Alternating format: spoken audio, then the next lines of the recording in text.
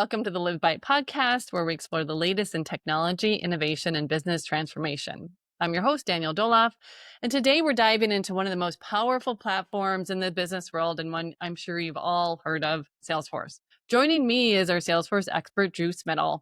With years of experience working with Salesforce, Drew has seen firsthand how businesses can leverage its capabilities to streamline operations, improve customer relationships, and drive growth. Drew, welcome to the podcast. Thanks for having me, Danielle. Stoked to be here. Yep. All right. So let's just start with the basics. Pretend we don't know much. I know everyone's heard of Salesforce, but I think sometimes it's almost like AI, where they've heard of Salesforce but don't really know, think they know. So why don't you what exactly is Salesforce and how does it help businesses? So Salesforce is what's referred to as a CRM. It's a customer relationship management tool. Now, when you hear the name Salesforce, what do you instantly think? It's a sales tool, and it is a sales tool. However, it's so much more than that. It's a sales journey, if you will. It's not just collecting sales and making profit and increasing revenue. It's also being able to look at analytics to understand where there may be shortcomings. What are some regions that we could go into? How can we expand our business, as well as how can we expand our business with customers that we already have? So one of the main functions of Salesforce is to take somebody or a company, a potential buyer, from nothing to everything. And you can track every step of the way. And that's really one of the major benefits that Salesforce offers, is that ability to track each and every step through the system. Now, Salesforce gained its main competitive advantage when it first launched, because this is back in the day where it was all servers. You had to have this closet that got up to 130 degrees. It was a free office sauna if you really wanted it. If you wanted to sit in there and deal with the heat and the noise, you could have a blast in there. But Salesforce said, why do we need these rooms? Why can't we just go to the cloud? And now you can access this tool from anywhere. There's no restrictions. You're able to get in and get out, and you can pull it up on your phone, enter in your leads, qualify your leads, work them all the way through their journey, check in. If you're a salesperson on the road, you can add your notes, not while you're driving, of course, but just taking a second and being able to add that information in from anywhere is just such a huge competitive advantage that Salesforce brought to the CRM platforms. Now, what it really does a lot of is it's not just sales, it's marketing, it's customer service, it's analytics. There's so much more that goes into it, that when you sell a customer and somebody's a customer for life, what's that really about? It's about fostering that relationship, seeing how can we make this relationship beneficial for both of us. Now, again, you can walk in there, you can bull in a china shop it, you can get them to sign the piece of paper and never talk to them again. Salesforce wouldn't be for you if that's how you did business. What Salesforce works with is saying, hey, you're our customer. Now we're going to give you multiple channels to reach out to us. If you're having an issue, we can use our customer service cloud if we're utilizing that tool. Oh, we want to reach out to our clients and send out a monthly newsletter. We can use the marketing cloud for that and start marketing campaigns. Maybe we have a new product coming out. Maybe we have a new offering. These are all things we can do within Salesforce. And again, the beautiful part of all of that is we have the analytics to back it up, and we can see every part of this journey as a customer. And that's really, I could go on for hours about how Salesforce allows you to see everything, but there's my high level explanation. Where Salesforce gained the CRM competitive advantage in the system by taking things off of servers, putting them into the cloud. And then, as you can see now, a lot of other CRMs have followed suit, but Salesforce is really the pioneer that started this. Yeah, that, for as much as I feel like not as much as you, but as much as I do know about Salesforce, I really wouldn't have thought that was their kind of game-changing pivot moment where they went in the cloud, which makes so much sense because salespeople are everywhere. They're not, in fact, if your salesperson's at your desk, most likely they're not doing the right thing. They should be out talking to customers, at conferences, networking, all that kind of stuff. And you have to be able to do that stuff on the fly. If you chain to your desk, come back and fill out all this stuff, you're not going to do it, right? Absolutely. And that's one of the other advantages too, is because of how customizable Salesforce is. And we're definitely going to talk about this, I'm sure. But it allows you to really get the information you need and not require people to fill in a bunch of other miscellaneous information. So we can capture exactly what we need.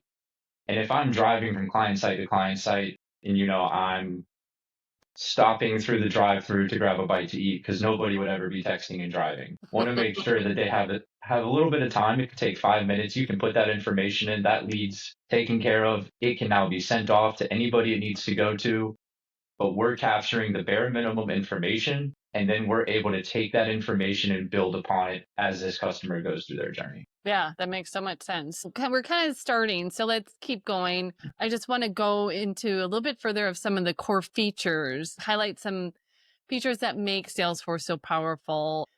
This is a big question, so you're going to have to kind of figure out how to narrow it a little bit, but, you know, maybe starter kit. What are some of the key capabilities that businesses should take advantage of in Salesforce? Well, this could be debated about what the major clouds are in Salesforce, but Salesforce is not just one thing. It's typically made up of multiple clouds. Now, depending on what an organization is interested in utilizing, they may utilize some of these clouds, they may utilize one, they may utilize a ton. It really depends on what they need. But to me, the three major ones are Sales Cloud, Service Cloud, and Marketing Cloud. Now, I'll give you any guess as to what Sales Cloud is all about.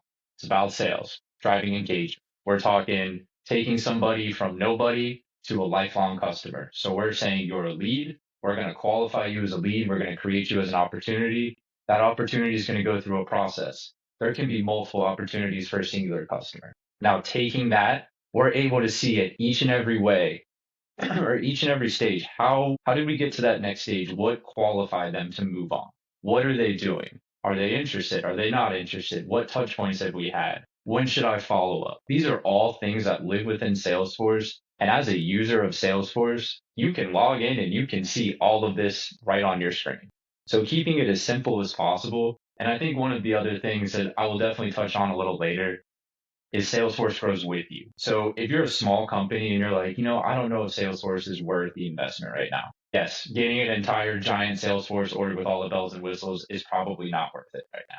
But there are more cut down versions of the tool that allow you to get that basis going. You can start to create that process. So when you ultimately go from startup to Fortune 500, this is a tool that can work with you as a startup all the way up to Fortune 500. Now, how do you get from a startup to Fortune 500? Sales, managing those sales, making customers repeat customers, bringing in new customers. So you're creating all of this data. So that's great. You got a bunch of customers, you sold them. That's fantastic. What do you do now? Well, you can utilize marketing campaigns on the Marketing Cloud and take those customers. You can send out email blasts, you can send out newsletters, you can put customers into various groups so you can understand that, hey, for our marketing team, we can see what groups of customers we need to be reaching out to.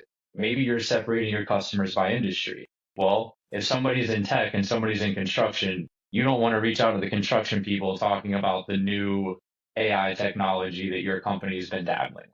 They're going to look at you and say, we don't care. What can you do to help us with construction? So one, that ability to target certain email campaigns, certain marketing campaigns to get the right information in the right people's hands. And two, to track that customer's journey.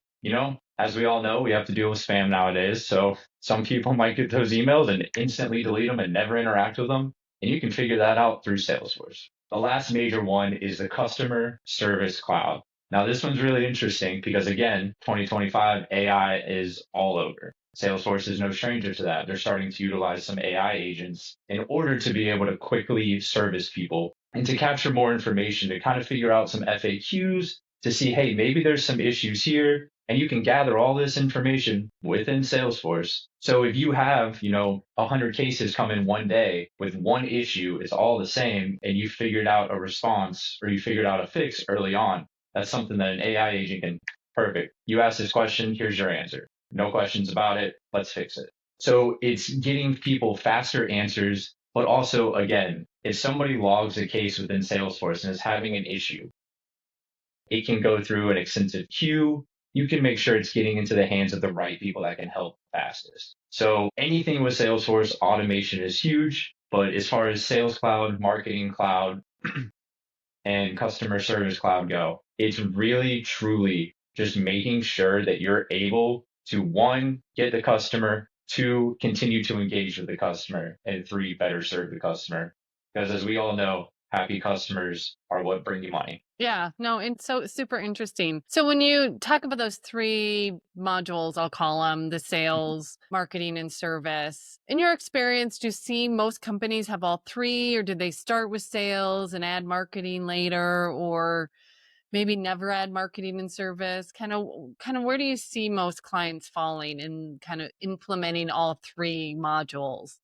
8% of clients I've worked with are utilizing Sales Cloud. Some of them will have Marketing Cloud on top of it. Some of them will have Service Cloud. Some will use some third party applications that they're plugging into Right. Salesforce that is essentially working within Salesforce. But Sales Cloud is really, I'll say, the bread and butter of what Okay. Salesforce is, how Salesforce started, how it's progressed. It truly is a Sales Cloud. And so the idea is, with working with the Sales Cloud, it's allowing salespeople to focus on what matters, which is building that relationship. But that relationship isn't just built by the salesperson. It was built by your marketing team reaching out, creating those touch points. It's built by your customer service team by letting the customer know, hey, you're important. Your concerns are heard. We want to be able to help you.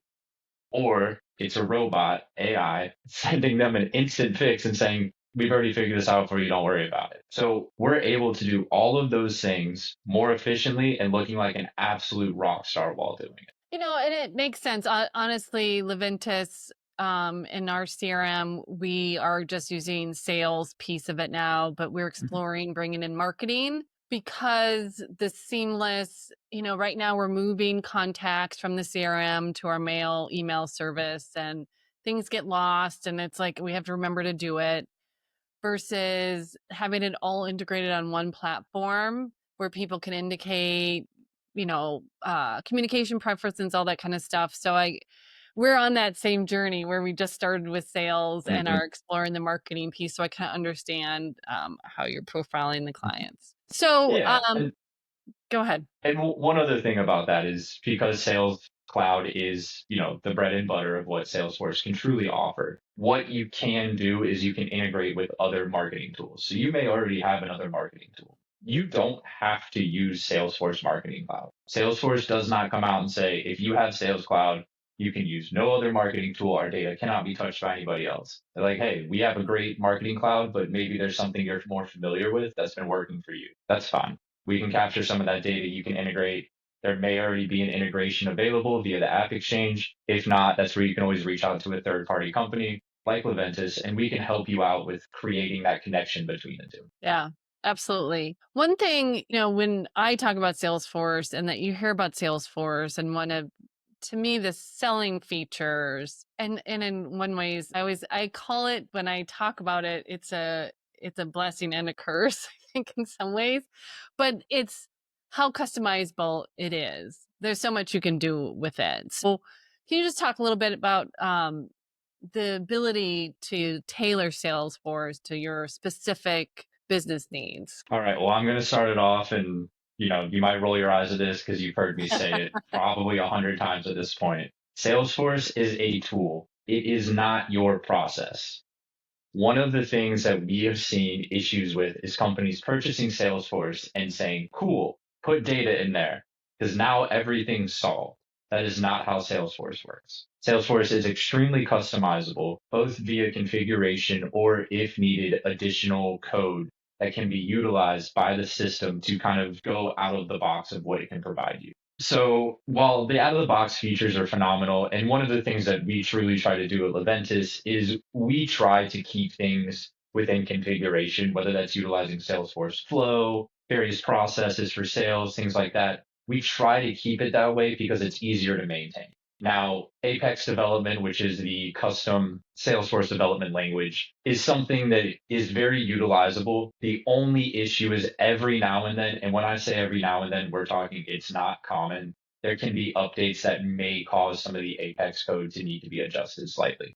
So one of the things that you have to look at when you're looking at configuration is you have to sit down and do some discovery. Understand what are we trying to get out of this tool? What should it be doing? And what are our pain points that we're solving with this tool? What we don't want, and what I can assure other consultants would completely agree with this, is when somebody comes in and says, hey, I bought Salesforce and it's not working right. And our question is going to simply be, okay, what have you done? And if the answer is nothing, well, then of course, because again, this is a tool to support your process that can mimic your true business process. But what we can do with it is we can automate certain steps. We can make sure at certain points it's getting in the right person's hands. So with configuration, we can create custom objects, custom fields, tons of custom reports to pull all of that data in to show you everything at a high level, and we can drill all the way down to very granular levels. So truly, again, I mentioned it previously, you can purchase Salesforce as a startup company. I actually, in a previous engagement, I had the opportunity of working with a startup company, and they bought Salesforce, and they came to me and they were like, we have no idea what to do with this. We bought this tool. We're in way over our head. What do we do? I think over the course of a month, I worked with them as much as I could at the time and tried to build it out with them. And what we got to was an experience that they had for their salespeople. Because again, this is a startup company. Startup sales are hit the pavement, sun up to sundown, getting after it. You don't have a lot of time to spend in technology. So we built them a system that it was very minimal touch points. Things were getting into the right hands. If you put in a certain amount of information into a lead, we would get that sent to somebody and to see if they can qualify it, see if they can do some background research and figure out if that's going to be a good customer. And taking them from that lead into that opportunity, then we're taking them through a full customer journey of how are we getting them on board. Once they're on board, what do we do to keep them? How do we keep them happy? How do we make sure that they're still coming back to us? So that specific client was based on a subscription service, which again, a tool like Salesforce is perfect for subscription services. You can see, well, they are in fact a subscription service themselves. But what you're able to do there is you can track, okay, when is this person coming due? We want to send out an automated email, let them know, hey, just so your month trial is wrapping up. Do you have any feedback for us? There's all of these things that you can do within this tool to ensure that as a customer, you feel valued. So you can take somebody, you can take a consulting firm, you can look at it yourself and go to Salesforce Trailhead. One of the phenomenal things about Salesforce is they have an extensive library of knowledge articles and ability to learn a lot on your own. Now, to be perfectly honest with you, I know that sounds great, but the real learning comes with real life dealing with people. That's really where you learn how to use Salesforce. When somebody's like, hey, this is broken. And you're looking at it and you're like, oh, well, Trailhead said this and this. Well, that doesn't always work. So what we want to do is we want to take something, we want to know what are your pain points? What is your process? Well, what is your current process? What are the pain points of your current process that you're hoping that we can solve with this tool? And how can we do that in the most efficient manner that also allows people to be able to utilize their tool and to do even small customizations on their own? One of my favorite things is when a customer reaches out, says, hey, I'm having this issue. And instead of just, hey, I'm having this issue, say I'm having this issue, I think it could be, it could be this flow messing up. It could be this specific stage is not configured properly, things like that. It saves me time. It saves them time and money.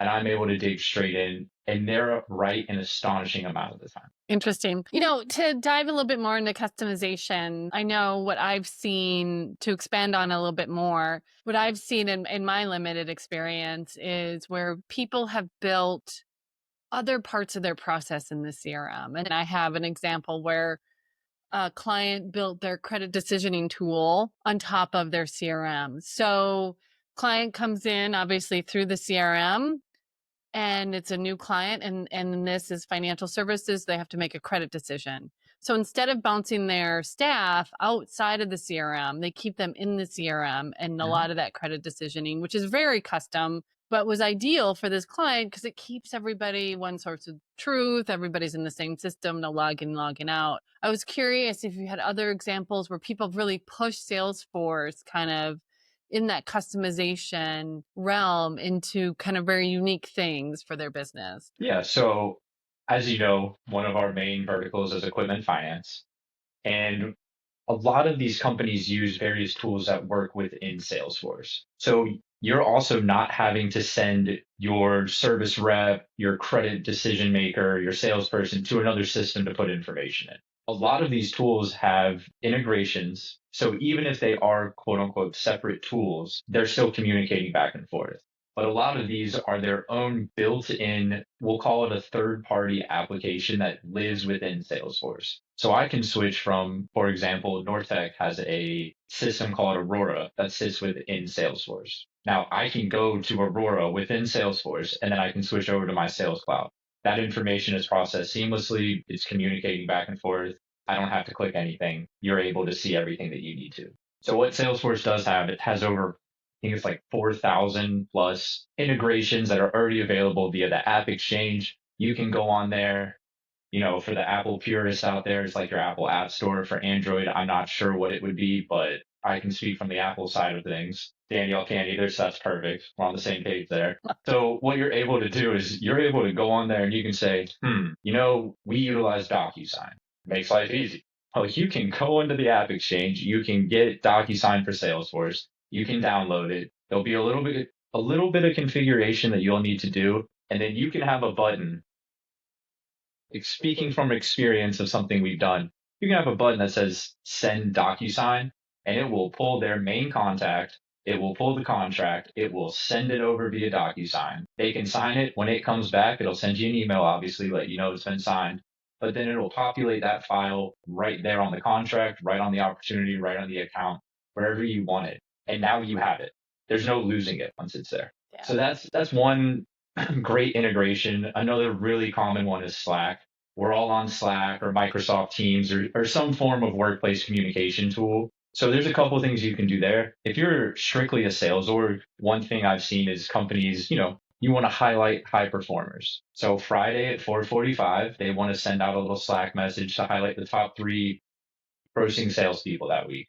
Great. You're giving people recognition. You're also driving competition. I don't know about you, but if I know somebody's beating me, I want to beat them. And if they beat me 2 weeks in a row, you can bet week 3 I'm coming for the title. So those are ways that you can drive more engagement within a tool, but also to utilize some external services and get more information out of the tool. So realistically, Salesforce is truly a one-stop shop. And while everything may not exactly exist within Salesforce, it can plug into anything. Yeah, that makes total sense and is super interesting. And plugging into all these external tools just to make it seamless, keep people in one spot, not having to do all of those seconds count, right? Oh, I have to open up Yes. DocuSign, I have to log in, I have to enter. It doesn't sound like a lot, but you do that over time, you really start to lose productivity, and people are like bored with that kind of stuff, and it's annoying, right? And I think the other thing about it too is, I don't want to say that we do this day to day, but sometimes when you're looking at it, okay, I've done XYZ, but I don't have time right now to put in 10 minutes of information. So I'm going to backload it all. Yeah. And then you get to the end of the day and you're like, all right, I have an hour set aside. I need to start putting this in. And then you're just like, I completely forgot what we talked about, or you can only remember the most recent person you spoke with. So then you're just like, well, I missed out on a lot of information. So that ability to create something, especially nowadays, everybody's got a computer in their pocket, sometimes two, maybe one on your wrist. Don't put information in on your Apple Watch. Just throwing that disclaimer out there. It's not going to happen. But you are able to pull your phone out and you can put in all that information right there in your phone and kick off that process. So even if you're not at your desk, which you don't need to be, you can start the sales process for a new customer. Yeah, pretty slick. So you, excuse me, you hinted at this earlier on some of the challenges. So Salesforce, very powerful tool. It does have implementing it can have challenges, usage can have challenges, all of those things. So why don't you just break down some of the common obstacles you see businesses face when adopting Salesforce, and how they've overcome them? So the big one, change is scary. In this day and age, a lot of people are utilizing technology, but it hasn't always been that way. When you switch to a new tool, and again, we work in tech. When a new tool gets introduced to us, some of us are like, this is so exciting. I'm going to learn everything about this tool. And in a week, you're having meetings and you're teaching all your coworkers about it, which is perfect because I'm the person that you're educating. Because when I get a new tool, I'm like, I have to learn something else. Like, this is going to be exciting. Don't get me wrong, but I just learned this. I feel like I'm barely grasping here. So now I got to learn something else. One of the things that I really encourage people to do, and we talked about it previously with a little bit of discovery, look at what your current CRM is doing or what your current Salesforce org is doing. Where are your shortcomings? What's happening? One of these big issues is adoption, and you have people that are just like, I don't want to use this system. Those are the people that are going to give you the best information. Now, granted, we all know the person that's like, well, I don't want to use the system. Well, why not? I don't like it. It's like, all right, that's not helpful. But that person that says, I don't want to use this system because when I go to put in a lead, I have to put in 50 freaking fields. I don't have time to do that. Or one thing that we've seen recently is I need to put in information, but there's also information from this other group of people that I have to put in that's appearing here. I don't need to see this. I don't need to touch this at all. It means nothing.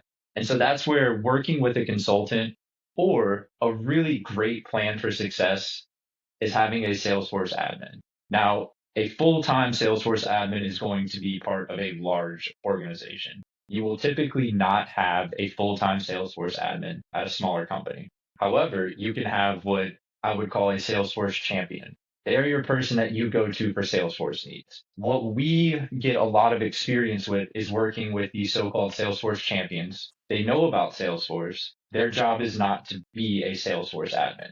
So they rely on us. But what they do come with is some experience, some understanding, and we coach them up to get them more comfortable. So when they have these day-to-day questions that they're reaching out to us about, eventually the only questions they're reaching out about are about large architecture, large undertakings, things that they really want us to come in with a team and handle, but not these small one-off requests. And so in seeing those issues, one of the things that we like to do is we want to make sure that everybody that's utilizing the tool is heard. So whether that's internally, whether that's with a consulting company, it doesn't matter. But making sure that each individual person feels heard and understood as they're working through it. Because if it is a new tool, I mean, this isn't a real scenario anymore. But if you go from the person that's just putting sticky notes on their computer or using a little ledger, they're writing everything in, that's all they've been doing for the last 20 years. And you go and you say, hey, this is great. Now use this computer. That person's going to say no.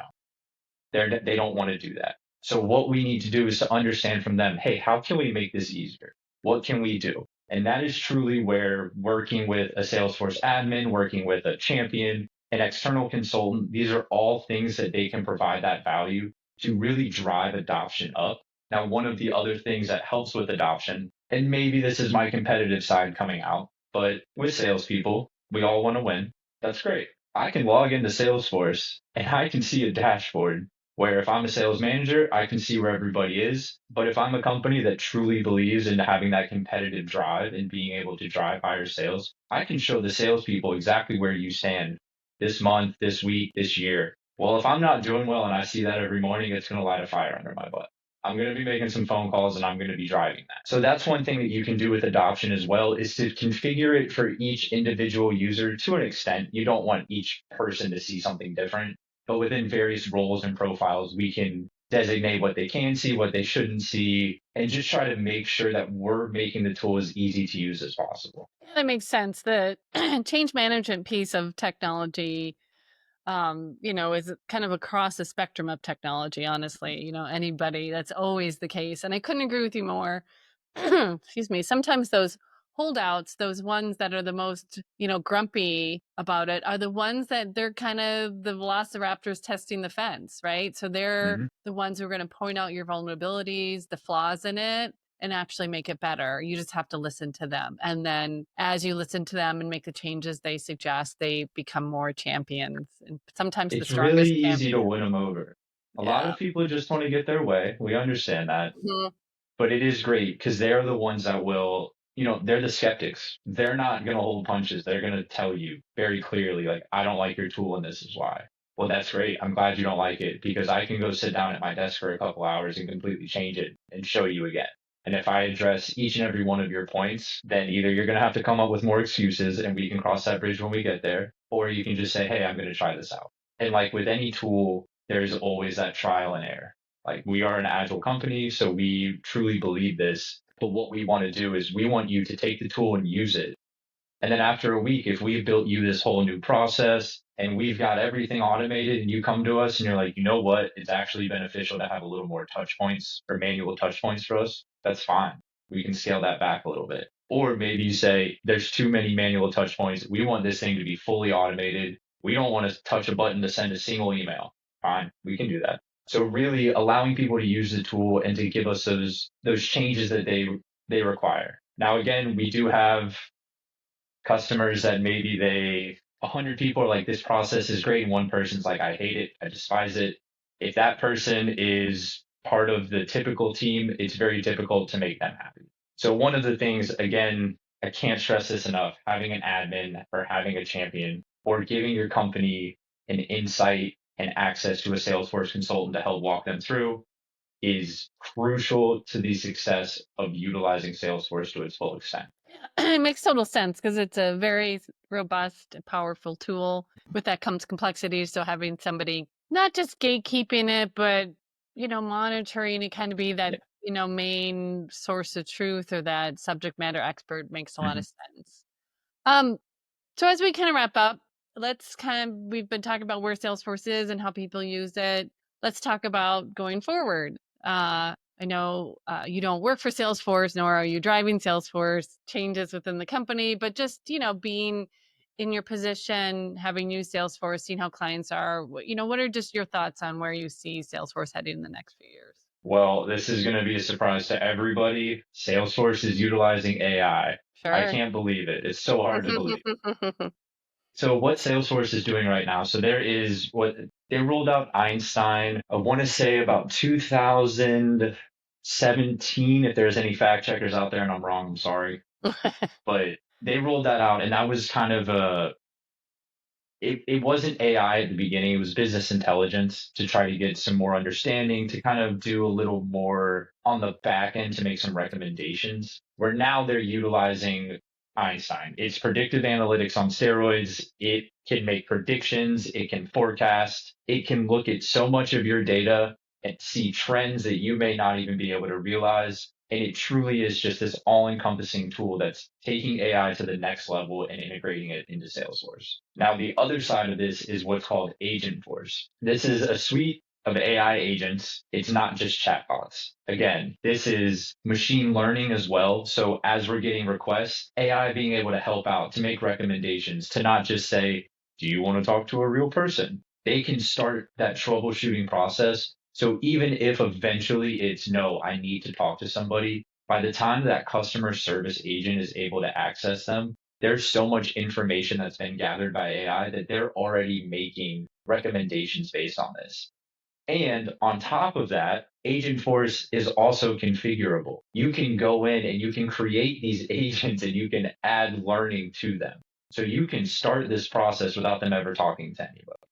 I mean, truly, just we're in the middle of this AI revolution, and it is so cool. It's also slightly terrifying if anybody saw iRobot. So you're kind of like, do I like this? Do I not? But then when you see how easy large companies such as Salesforce are implementing this and how much simpler they're making your life, like they're doing a ton of data analytics without you ever having to. Einstein's providing more customized experiences, giving you a 360-degree view of a customer where you're able to look at it and see exact trends that 10 years ago, you'd have to have so much data. You'd have to have a data analyst, maybe even a data scientist go in, create these super robust reports that every time something changes, okay, well, we need to make an adjustment. Where Einstein's just going, hey, I've got access to all this data. I've learned it all. I'm working 24/7. I don't need a coffee break. I don't need to sleep. I can turn this stuff out left and right, and I can give you tons of information just like that. Yeah, super cool. Of course, yes, not surprised you said AI at all, but it's interesting to hear specifically how they're using it. Yeah. And I Uh, think one of the next things that may be coming, and not necessarily super stoked about this, but the idea that AI could start doing some low level configuration. mhm. So maybe you're a strict business user and you're like, wow, I really need, this field created and I only need these people to access it. So instead of me having to either go to my admin, maybe hire somebody outside to do something very quick, I could just type in, hey, Salesforce, create a field that only, US sales managers can access on an opportunity. And it can go in, it can do all of that just like that. You may not have to worry about it, or to the point saying, hey, Salesforce, pull my Q1 numbers right there. I mean, Q1 ended yesterday for people whose fiscal year starts on the first. There you go. You can pull all that information that quickly. And that's where Salesforce is going. So how we can say, hey, Siri, do this, or hey, whatever the Android thing is, you can do that within Salesforce. So you're able to pull business data from voice prompts, from text prompts, and things like that. Do I know that's where Salesforce is going? No. If they're listening, great. I hope you take my advice and then call us and we'll talk later. But yeah, it's making everything smarter, more automated, and more magical. Yeah, they would be, kind of behind if they weren't doing that because we're in other parts of technology, we're absolutely seeing the cost of development come down and change because AI can do a lot of the development, which really brings more access to technology to more companies. Oftentimes, those startups who are the most in need, the most sensitive, and they're the ones who just can't leverage it as much because of funding. So I think it's very interesting from that perspective. So this has been such an amazing conversation, Drew. Thank you for sharing your expertise. I learned a bunch in this conversation. I hope our audience did too, and I appreciate you taking your time today. It was a pleasure to be here today. And, if you ever have any questions regarding Salesforce or best practices, anything like that, I'm sure I'm tagged in this on LinkedIn. You can reach out to me there. If needed, you can always reach out to us at Leventis. We have a phenomenal Salesforce team here that just keeps expanding and expanding, and we're always more than happy to help. Awesome. So to our listeners, to echo what Drew just said, if you're looking to harness the power of Salesforce for your business, now is the time. You can find, liventis.com. You can contact me. You can contact Drew. And then stay tuned for more insights on future episodes of LivByte Podcast. Thanks so much. Thank you.